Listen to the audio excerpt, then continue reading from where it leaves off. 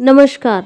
आज जानेंगे जिन शब्दों का हम यूज़ करते हैं या जो शब्द हम बोलते हैं, हमें यह बिल्कुल भी अंदाज़ नहीं होता है कि हम जो शब्द बोल रहे हैं उनका हमारे जीवन पर क्या प्रभाव पड़ेगा।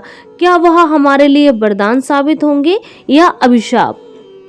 जैसे देखा गया है, जो महिलाएं घर में रहती हैं या जो ज़्यादातर परेशान रहते हैं, वो अपनी ज़िंदगी से कहते हैं मैं बहुत तंग आ गया हूँ, अब मुझे मर जाना चाहिए, अब मैं ज़िंदगी का क्या करूँ। देखिए, जितनी सांसें आप लिखा कर लाए हैं वह आपको पूरी करनी है। यह आपके ऊपर निर्भर करता है। जब आप जिंदगी से निराश होकर इन शब्दों को बोलते हैं तो आपकी 72,000 नाड़ियां इन शब्दों को सुनती हैं, क्योंकि उनमें ऊर्जा होती है और 45,000 नसें जो हमारे गट में होती हैं, जो हमारे माइंड में हर संदेश को तुरंत भेजती हैं, वो उस चीज़ को सुनती हैं। धीरे धीरे इस प्रकार की बीमारियां होने लगती हैं, जो असह्य रोग होते हैं और उनके चलते दुर्घटनाएं यानी एक्सीडेंट भी होते हैं। जब आप सकारात्मक चिंतन करते हैं तो आपके अंदर की आवाज़ भी सकारात्मक निकलती है। जैसे जब आप खुश होते हैं तो दूसरे को विशेष देते हैं और वह यूनिवर्स में जाके लौट के आपके ही पास आती है। जब आप नकारात्मक होते हैं तो दूसरों की चुगली करते हैं, आलोचना करते हैं, जजमेंट करते हैं और दूसरों के बारे में बुरा भला कहते हैं, बददुआएं देते हैं और वह भी यूनिवर्स में जाके लौट के आपके ही पास आता है। जब आप कोई भी सकारात्मक शब्द बोलते हैं तो उसकी ऊर्जा आपके पास आती है। तभी तो नाम जप के बारे में कहा जाता है कि आप जिस ईश्वर का चिंतन करते हैं उसके समस्त गुण आपके अंदर आ जाते हैं। शब्द दो तरह की शक्ति रखते हैं।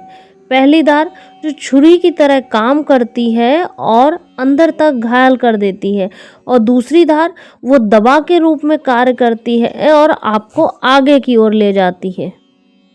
जैसे यदि डॉक्टर आपसे कहे कि कुछ नहीं है, ये 2-3 दिन में ठीक हो जाएगा, बस आपको वहम है, उसके बाद ही आप ठीक होना शुरू कर देते हैं। यदि आप किसी डॉक्टर के यहाँ जाते हैं, आपको साधारण जुकाम है और डॉक्टर आपको डरा दे कि ये सही नहीं होगा, ये बहुत आगे तक जाएगा, तो आप वहीं से डरना शुरू कर देंगे। ये भी तो एक शब्द है। एक शब्द ने पूरा महाभारत कराया। जो शब्द था, अंधे का पुत्र अंधा ही होता है। आप खुद देखें, बेकार शब्द विध्वंस तैयार करता है। जैसे गौतम बुद्ध जी ने कहा है, अपो दीपो भवः, यानी अपना दीप आप ही जलाओ, आप ही अपने गुरु बनो। इसके बाद कई उनके अनुयायियों ने यह शब्दों को पकड़ा और अपने अंदर का प्रकाश खुद देखा। श्री कृष्ण ने गीता को शब्दों के द्वारा ही रचा है। सभी प्राणियों मात्र में ही केवल एक मनुष्य ऐसा है जिसको शब्दों का ज्ञान है और वो अपने वाक क्षेत्र में आगे बढ़ सकता है।